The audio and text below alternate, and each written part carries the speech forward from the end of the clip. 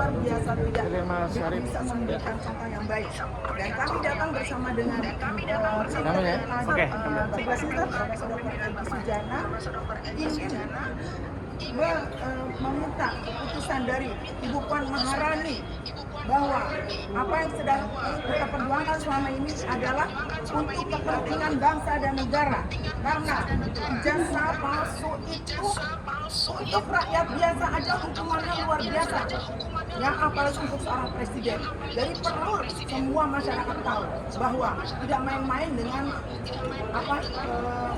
hukuman kalau kita itu memasukkan satu surat yang penting seperti ijazah, ya. Jadi kita datang sini dengan bukti-bukti yang sudah ada, dengan fakta yang sudah ada, dan tidak terima diperlakukan sekasar ini. Bahkan ada tadi Ibu Kurnia dan Pak Egy Sujana sendiri didorong sampai terjadi. Itu sangat-sangat memalukan, ya, sangat memalukan. Dan saya mohon perwakilan dari Mama bahwa ini jangan lagi terjadi. Selanjutnya jangan lagi terjadi, dan segera saja pemerintah kerajaan kita turun, karena yang diberikan kepada rakyat tidak ada contoh yang baik, semuanya buruk, zolim, tidak saja dari kita, ya. Terima kasih. Wassalamualaikum warahmatullahi wabarakatuh.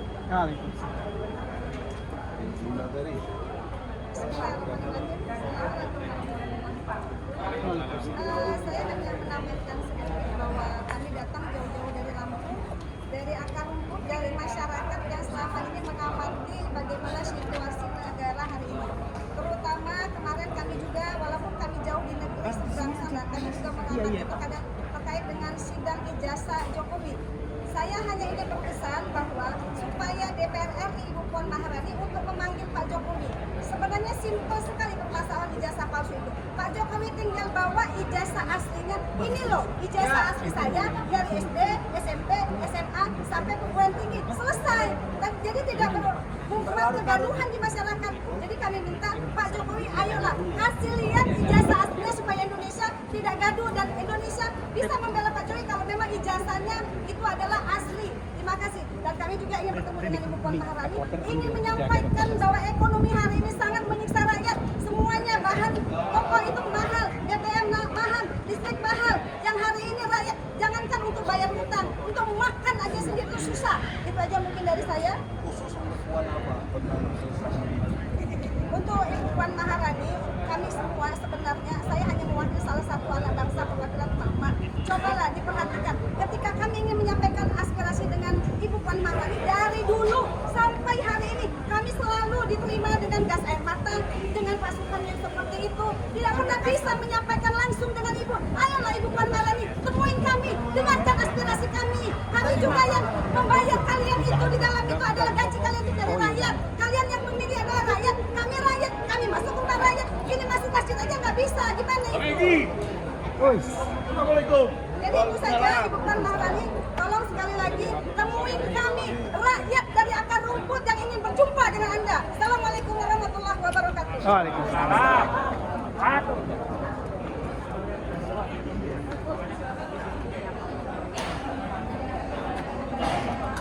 Aduh, bulunya.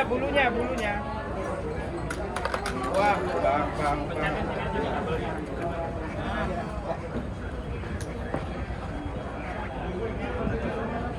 Bismillahirrahmanirrahim. Assalamualaikum warahmatullahi wabarakatuh. Waalaikumsalam. Merdeka. Apakah kita sudah merdeka? Belum. Saudara-saudaraku sekalian, saya tadi pagi kegeeran ya. Ketika saya mendengar perintah Bang Egy selaku ketua kami, ketua TPA, ya, bahwa kita sudah akan diterima dan silakan kumpul di masjid DPR RI yang istilahnya itu sudah aman ini gitu. Tapi hati saya ini sebenarnya agak ragu. Karena sepanjang pengetahuan saya, 2 periode Pak Jokowi ini masuk ke rumah rakyat ini bukan main susahnya, ya. Jadi kalau ada gium yang menyatakan Dex Populi, Dex Rey, atau suara rakyat adalah suara Tuhan, itu bohong. Ya, yang benar itu suara rakyat adalah suara gembel. Ya, kalau Anda gembel, Anda nggak bisa masuk ke sini. Ya, saya ingin mengatakan, saya membuktikan sendiri bahwa wakil rakyat hari ini ya tidak mewakili dalam hal memperjuangkan hak rakyat, tapi mereka mewakili kita untuk hidup senang, untuk merasakan mobil mewah, untuk merasakan rumah mewah dan kantor yang ber-AC. Itu saja, tidak lebih. Ya, saya tadi perlu menceritakan bagaimana saya masuk ke sini, ya, sudah dihadapkan dengan para petugas yang siap bukan menerima tamu, tapi siap mengusir. Ya, pertanyaan pertamanya apakah sudah ada undangan? Ya, padahal saya mohon maaf, kami ini sudah punya agenda sendiri. Berarti kalau kami datang ke sini pasti agendanya sudah ada. Ya, saudara-saudaraku sekalian, saya ingin mengatakan bahwa betapa pentingnya memilih pemimpin yang mencintai rakyat. Baru dari sini saja sudah tergambar. Ya, nggak usah tinggi-tinggi. Nanti kalau memilih pemimpin, jangan pemimpin yang bermimpi untuk membangun jalan tol, jangan bermimpi untuk membangun tol langit dan segala macam. Cukup pemimpin yang seperti kipas angin. Apa itu? Yaitu pemimpin yang mempunyai baling-baling super spread. Ya, pemimpin yang quiet, pemimpin yang save energy, pemimpin yang turbo fuse protektif. Apa artinya? Kalau dia punya baling-baling yang super spread, maka dia akan adil, merata, ademnya, dinginnya ke semua tanpa melihat golongan. Betul? Kedua, quiet. Quiet itu artinya diem, jangan ribut. Yang ini pemimpin contoh yang bikin rakyatnya ribut, mau ngadem aja pakai ribut. Ya, akhirnya tidak efektif, tidak efisien. Yang kedua, energi save. Jadi energinya ini terkumpul untuk hal-hal yang positif, bukan untuk hal yang negatif. Betul atau tidak? Dan yang ketiga, pemimpin yang punya komponen semacam sekling gitu ya, penahan panas dan penahan arus yang terlalu berat. Ini nggak ada. Dia nggak punya kemampuan itu. Ya, dia lupa negara ini bukan punya nenek moyangnya. Negara ini dibangun oleh. Nah, ini orang semua pada boleh masuk, khusus oposisi barangkali nggak boleh masuk. Saya nggak mengerti ini. Oleh karena itu saya ingin mengatakan, wahai Ibu Puan Maharani, di dalam darah Anda mengalir terah Soekarno. Soekarno adalah lambang kedekatan rakyat.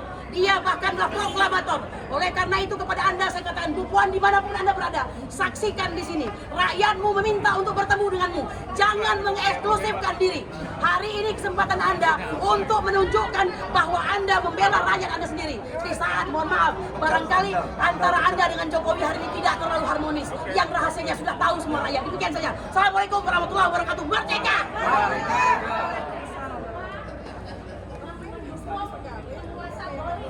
Itu kan istimewa. Itu diterima mungkin bisa diadu. Arif, di bulunya nah. Ya. Udah dipegang aja. Ah, ini tengahan, tengah Bang, enggak ada kena. Ke tengah aja, Bang, ke tengah aja, Bang. Nah. Diganti. Ini udah kayak proklamator Soekarno nih. Video foto. Oh ya. Assalamualaikum warahmatullahi wabarakatuh. Waalaikumsalam. Ada seluruh rakyat Indonesia yang menonton tayangan ini. Hari ini kita mengucapkan innalillahi wa inna ilaihi rajiun atas matinya, terkuburnya demokrasi kita hari ini di rejim Jokowi ini. Memang hancur lebur, babak belur, ya kan, dan makin remek-remek aja. Karena kenapa? Karena hari ini sebenarnya kita hari ini sudah mendapatkan jadwal, ada jadwal yang sudah kita melalui surat tadi yang disampaikan tadi sejak tanggal 14 dan hari ini datang dan dilalanya ini yang humas itu belum juga dihumas itu kan, dia bilang tidak ada jadwal. Bukan persoalan lu menjadwali, bukan tugas Anda. Yang menjadi tugas ini adalah staf daripada Ketua DPR RI, Bu Puan Maharani, itu yang berhak memberikan kita jadwal. Jadi seharusnya tadi rombongan ini diterima dulu di sana oleh staf-stafnya Ibu Puan Maharani, baru kemudian apakah dikasih jadwal atau tidak. Nah ini belum apa-apa, udah dicegat angkal aja dari sini. Memang ada kepanikan rejim terhadap persoalan isu bekas bulan Jokowi ini. Karena bukti-bukti yang ada ini banyak sekali yang di bawah ini semuanya berdasarkan putusan pengadilan. Jadi kekuatan buktinya ini luar biasa. Jadi tinggal political will aja dari yang di dalam ini, dalam hal ini yang diketuai oleh Puan Maharani. Lah kalau Anda sendiri tidak bisa tegas terhadap Jokowi, lu ngapain legislatif gitu loh? Disfungsional. Ya kan, kalau sudah disfungsional ya udah bunuh diri aja. Dan ini lagian sebentar lagi mau pemilu 14 Februari. Nah rakyat juga menyaksikan betapa gobloknya legislatif kita. Ketua DPR-nya kayak begini, staf-stafnya kayak begini, ya kan? Masa lu mau pilih lagi, ya kan? Jadi kali ini rakyat juga harus cerdas, pilih wakil itu benar-benar yang pro dengan rakyat, yang mau mendengarkan amanat penderitaan rakyat. Bukan seperti ini baru namu aja udah dilarang-larang, ya kan? Sejak kapan ada aturan ngelarang ngelarang-larang kayak begini. Di DPR, gedung ini milik rakyat. Yang lain boleh masuk. Yang lain boleh masuk, kita nggak boleh. Ini diskriminasi lagi. Ini junto-juntonya banyak ini gara-gara persoalan kalau kita masuk sampai kita dorong-dorongan, ini luar biasa. Jadi memang sudahlah Pak Jokowi mundur aja gitu kan. Gak usah lagi cawe-cawe pilpres, gak usah lagi ngurusin. Karena kita sudah mendesak mundur ini sejak tahun 2019. Nah kalau Pak Jokowi tidak mau mundur, nah kita minta yang 15 orang menteri itu udah ayo bareng-bareng sama kita mundur aja. Biar dia bingung sendiri. Hari ini Ihsan udah panik. Karena salah satu banyak pendukung dari Pak Jokowi ini udah mulai meninggalkan dia di penghujung kekuasaannya. Makanya terjadi kepanikan dan yakinlah negara ini sampai bulan Oktober akan salah urus. Maka dari itu rakyat harus siap siaga. Ya kan? Jangan sampai ya kan bukti-bukti yang dibawa ini tidak terselesaikan dengan baik oleh DPR. Jadi itu aja saya sampaikan. Sekali lagi saya ingatkan kepada anggota DPR. Jadi anggota DPR yang pro kepada rakyat, yang cinta kepada rakyat. Ini sebentar lagi pemilihan. Ya kalau yang ada di sini incumbent semua gagal semua nih. Jangan dipilih lagi aja lah. Ngapain? Nah, Barino. Pak Rudi, kawan saya dong. Rudi. Udah cukup. Oke, terima kasih. Assalamualaikum warahmatullahi wabarakatuh. Saya Buya Fikri Bareno. Yang pertama sekali saya ingin sampaikan bahwa kehadiran kita hari ini adalah berawal dari dibukanya sama Ketua DPR RI Ibu Puan Maharani akan mendengarkan aspirasi pemakzulan Saudara Jokowi dari Presiden. Ya, itu akhirnya teman-teman mengirimkan surat untuk beraudiensi dan hari ini kita datang. Ternyata kita justru tidak menyampaikan bukti-bukti. Ternyata kita juga dihalangi oleh aparat yang di bawah ini. Kenapa ada aspirasi pemakzulan Jokowi ini? Ini adalah diawali karena Presiden Jokowi ini melabrak seluruh aturan MK itu yang sehingga Gibran itu yang secara hukum perundang-undangan tidak bisa lolos, tapi dengan cawe-cawenya Jokowi, dengan akal bulusnya Presiden ini sehingga anaknya bisa lolos menjadi wapres. Dan ini tentunya sangat dikhawatirkan tidak akan mungkin selama Jokowi menjabatnya sebagai presiden, sementara anaknya maju jadi cawapres, pastilah dia akan melabrak segala aturan sehingga anaknya akan dimenangkan dengan segala cara. Oleh sebab itu sudah dilabrak. Oleh sebab itu kami rakyat Indonesia datang ke DPR ini dalam rangka menyampaikan hak-hak kami, bahwa pemakzulan itu adalah kami sebagai warga negara punya hak mengusulkan untuk dimakzulkan Jokowi.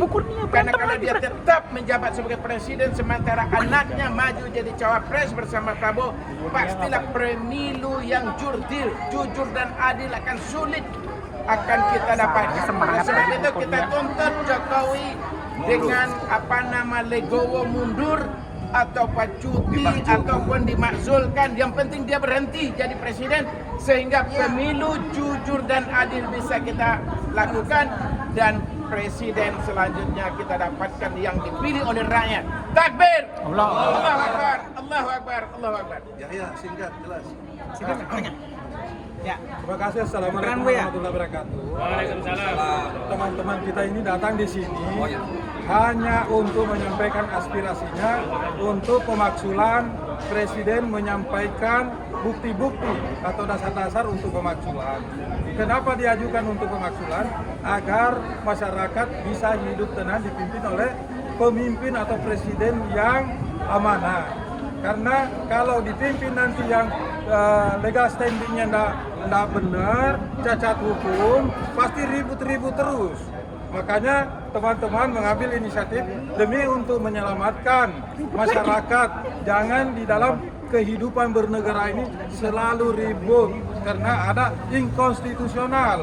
Apakah masyarakat tega mau dipimpin oleh orang yang tidak kompeten, tidak mempunyai kapasitas dan ilegal?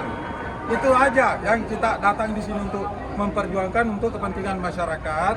Jangan lagi sekali lagi jangan dipimpin oleh orang yang inkonstitusional. Karena itu jelas-jelas Gibran itu merupakan ilegal sebenarnya, cacat hukum. Semua produk yang cacat hukum dan turunannya itu pasti cacat semuanya dan batal demi hukum. Makasih. Assalamualaikum warahmatullahi wabarakatuh. Waalaikumsalam.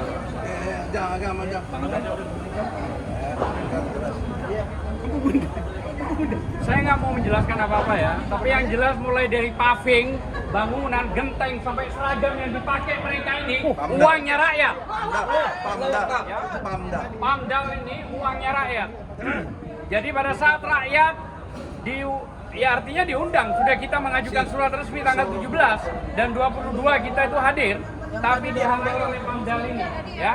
Sampai tadi terjadi berantem, rekan kita sampai jatuh. Jadi mereka mempertahankan yang sebenarnya nggak harus dipertahankan oleh AMDAL ini. Pamdal. Gitu loh ya. Dan ini pelecehan terhadap rakyat sebenarnya. Padahal mereka itu semua baju-bajunya itu dibiayai oleh uang rakyat. Jadi saya katakan mulai paving sampai berdirinya ini, sampai anggota DPR yang bego-bego juga, yang nggak ngerti, dibiayai oleh rakyat. Ya. Kami lebih memiliki intelektual daripada mereka. Banyak anggota DPR yang bego juga. Akalnya juga masih tidak mampu untuk menyerap kepada rakyat gitu ya. Anak Bos Samsul. Jadi saya kira mungkin tadi sudah cukup panjang dan lebar dijelaskan oleh semua. Jadi sekali lagi mereka akan bertanggung jawab di dalam kubur, di dunia sampai ke akhirat. Kalau rakyat dihianati dan menjadi pengkhianat terhadap rakyat. Saya kira itu aja. Assalamualaikum warahmatullahi wabarakatuh. Waalaikumsalam. Nggak ngerti akhirat. Akhirnya ini. Gimana deh Bang? Nggak ngerti akhirat nih Bang. Dalam kesempatan ini sangat berharga untuk disampaikan pendapat atau legal opinion dari kami tim pembela ulama dan aktivis.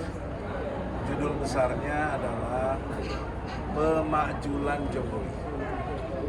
Di dalam dialog-dialog bahkan diskursus yang ada, terakhir saya lihat di ILC tidak diketemukan kualifikasi yang dianggap Jokowi itu pantas dimajukan. Tidak ada berdebat, karena yang debat itu tidak punya alat bukti. Mereka tidak mengalami hal-hal yang peristiwa hukum yang memang pantas untuk diwajibkan. Tentang kualifikasi hukum itu sangat jelas. Dasarnya pasal 7A Undang-Undang Dasar 45 mengenai 3 hal. Misalnya Jokowi melakukan pengkhianatan terhadap negara, melanggar hukum, melakukan tindak pidana, melakukan korupsi. Itu satu elemen. Elemen yang kedua melakukan perbuatan tercela. Elemen yang ketiga adalah administratif, tidak memenuhi syarat untuk menjalankan sebagai presiden. Nah, dari 3 elemen ini kami bawa bukti yang menunjukkan Jokowi ada melanggar hukum.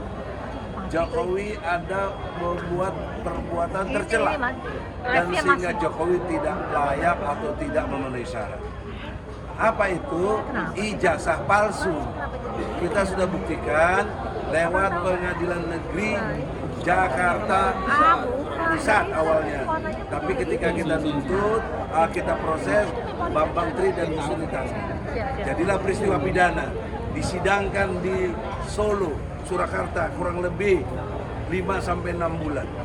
Keluar putusan dengan tuntutan 10 tahun, putusannya 6 tahun. Tetapi poin pentingnya adalah alat bukti tentang bahwa ijazah Jokowi yang berupa kita harapkan asli tidak pernah ditampilkan di pengadilan.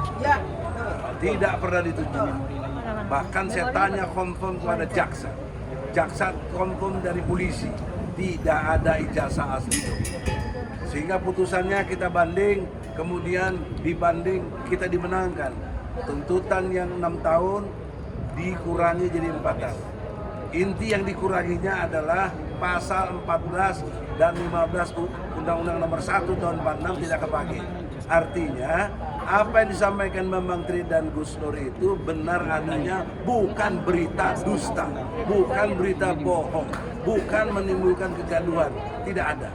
Nah, kemudian melakukan kasasi di inkrah tetap 4 tahun. Nah, setelah inkrah kita gugat lagi yang tahap ketiga ini, jilid ketiga di Pengadilan Negeri Jakarta Pusat. Sudah 9 kali sidang, tetapi belum juga Jokowi menunjukkan ijazah aslinya.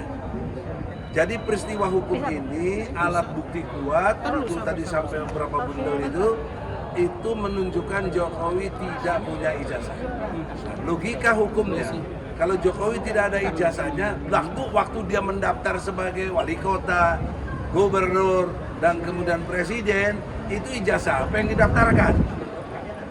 Itu pertanyaan serius. Makanya kita gugat juga KPU. Apa yang disampaikan di KPU? Sampai hari ini surat kuasa saja Jokowi tidak membuatnya. Makanya sidang lagi tanggal 25, hari Kamis, 2 hari lagi atau Kamis besok lusa, tolonglah Jokowi ada kesempatan, tunjukkan ijazah aslimu. Kalau kamu tidak juga bisa menunjukkan, sudahlah. Itu artinya kamu telah melanggar hukum dengan sangat serius.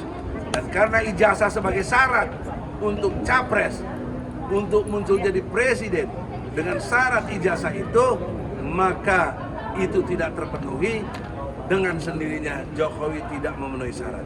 Oleh karena itu, secara ilmu hukum, logika hukum, harusnya Jokowi batal demi hukum jadi presiden. Itu yang benar. Kalau Jokowi batal demi hukum jadi presiden, semua keputusan presiden itu sesungguhnya batal demi hukum.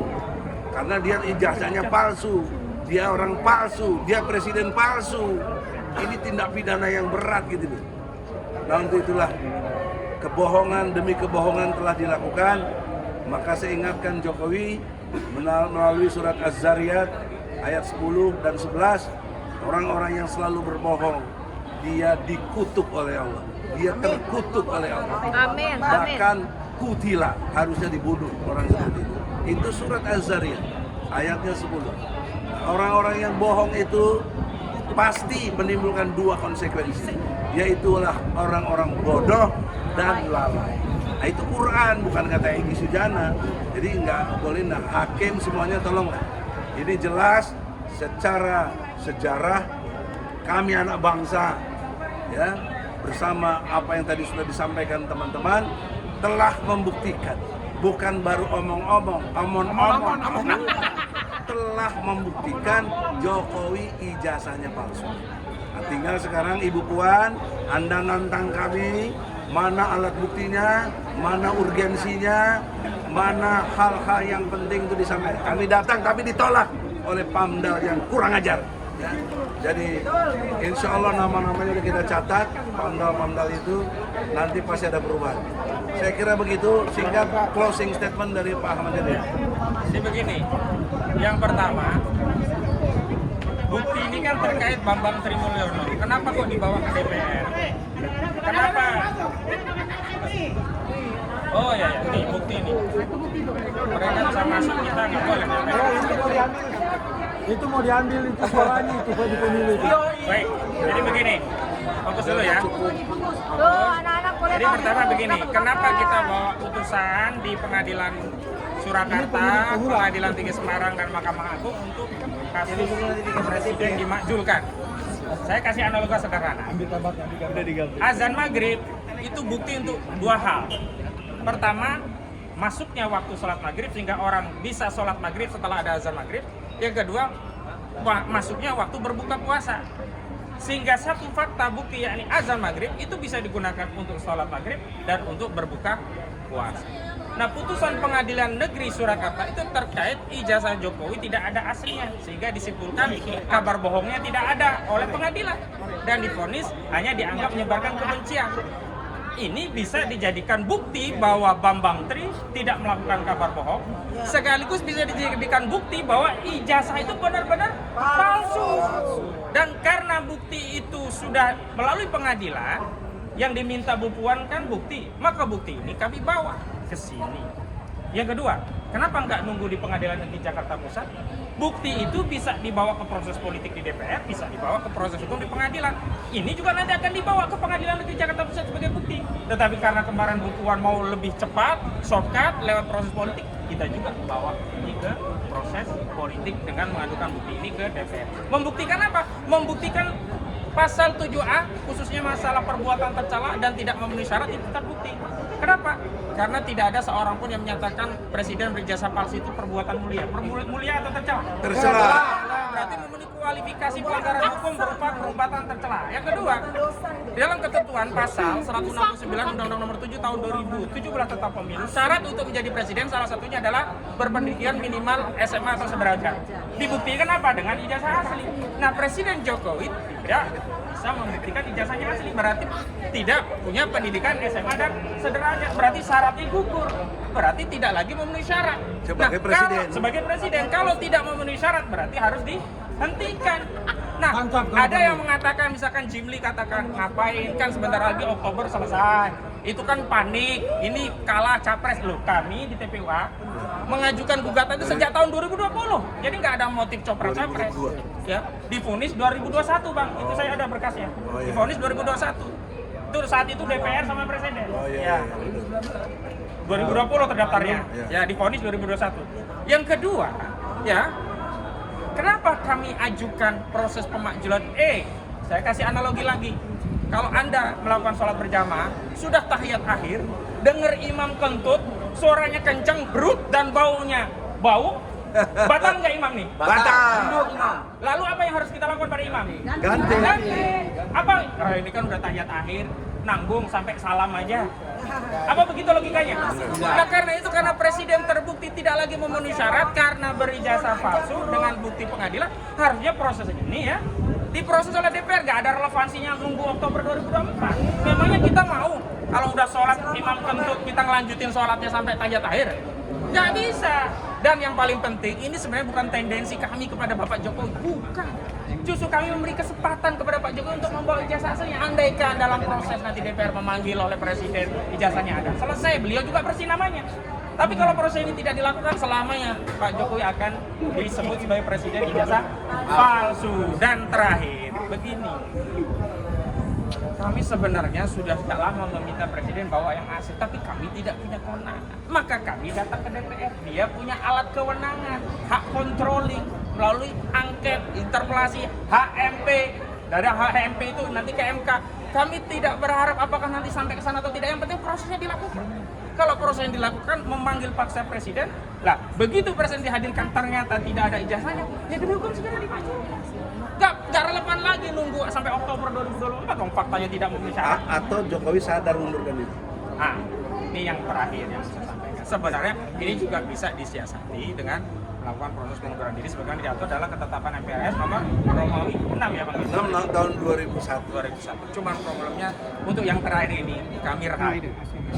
Karena tidak semua presiden itu punya sikap kesatria. Kami apresiat kepada Presiden Soeharto ketika rakyat tidak menghendaki, beliau mengatakan ora padaan ora jadi presiden, beliau katakan berhenti dari jabatan. Nah, bagi kami sendiri sih, apakah melalui proses pengajuan atau mengundurkan diri nggak ada penting. Yang penting negara ini dijabat oleh presiden yang legal, sah, dan konstitusional. Bagaimana mungkin kita bisa menyatakan presiden ini sah, legal, dan konstitusional kalau presiden ijazahnya tidak jelas? Dan apalagi yang terakhir ada tambahannya, presiden cawe-cawe. Dan itu kami pada surat kita katakan cawe-cawe itu masuk kategori nepotisme karena Anwar Usman, ketua MK itu adalah iparnya Jokowi, pamannya Gibran, suaminya Hidayati. Ada nepotisme dalam putusan MK nomor 90, dan putusan 90 MK itu sudah diputus melakukan perbuatan tercela, pelanggaran kode etik kualifikasi berat di dalam putusan Mahkamah Kehormatan Mahkamah Konstitusi nomor 02 tahun 2023. Jelas bukti ini loh, kami bawa semua. Kurang apa lagi? Jadi kami sudah jelaskan alasan, bukti, serta urgensi. Jadi kira-kira itu yang bisa kami sampaikan. Kami berpulang kepada rakyat apa yang kami sudah sampaikan, tapi kami tetap akan terus melakukan upaya untuk menyelamatkan negara ini dari pihak-pihak yang tidak sah, ilegal, dan inkonstitusional. Assalamualaikum warahmatullahi wabarakatuh. Waalaikumsalam. Ya, terima kasih.